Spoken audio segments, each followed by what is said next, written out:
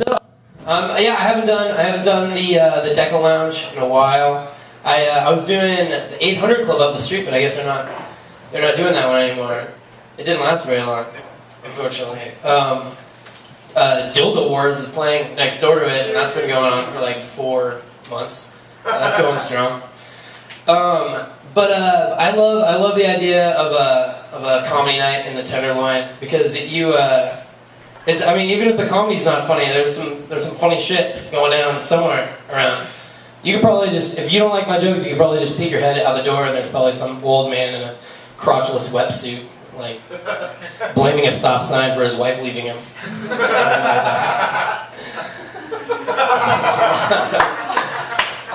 A lot of it, there's so much crack. There's a lot of crack in the Tenderloin.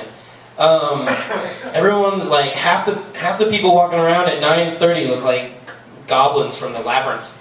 They're not even scuttering around, muttering to each other. I don't really understand crack. I've been thinking about it. I know it's like a really like suburban white guy thing to say, but I don't understand. Like who's like the positive advertisement for crack? When have you ever like just seen a crackhead walking down the street and you were just like, oh, lucky. If I didn't have to work tomorrow, you'll get me a rock right now. Oh boy. I love this. Every time I come up here, I think like I should just like pull my pants down a little bit and just press a ham against the window. And then I just see if I got more laughs on the outside or on the inside. But it's Deco Lounge. They'd probably just think it was one of your event posters. Probably wouldn't shock anyone. So I want to talk about KFC, you know, for a little while, for Kentucky Fried Chicken. KFC, I don't know if you guys have seen anything about this, but they have a really exciting new product. And it's a sandwich. And some of you guys might know about this. And I think it's like kind of blowing my mind a little bit. It's the innards, the insides of a sandwich are bacon and 2 pieces of cheese. That's the inside of the sandwich.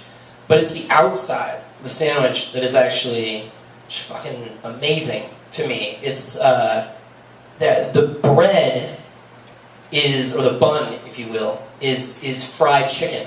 It's the outside is fried chicken. That's the bread. And I just think that's like so innovative. That's really a step forward into a new generation of food altogether. What if that becomes just a standard American bread option? You know? What if you can go to your like local neighborhood deli and just order like the Reuben on chicken? You know? That'd be awesome. The chicken on chicken. That's very metaphysical thing. But it doesn't even sound like a real food item. It just sounds like they asked a fat 8-year-old what his dream dinner was, and that's what he said. With steak fries with real steak in them, you know, shit like that. But I think I know what kind of caused the whole this sandwich dynamo to take place, and I think it's because like people got like really down on the fast food people for a while. The whole like health food movement of the 90s, and people started, and KFC just seemed to just flounder. They just didn't know what to do. I think at one point they actually had like a piece of fried chicken just wrapped in lettuce, just wrapped up in a piece of lettuce with mayo on it, and that was their response. It was like and you can't even blame them. It's like asking a drug dealer to make their shit more nutritious. Just end up with broccoli in your pot and wheatgrass heroin and just ruin your heroin. But no one wants that. But you know, I think they had a hard time with it. The salad days were not KFC salad days. You know, it just wasn't their destiny. It wasn't what they were meant to do. You know, no one's ever going to think KFC is healthy. You know, you could take a bucket of chicken into the deepest, darkest jungle in the world and find some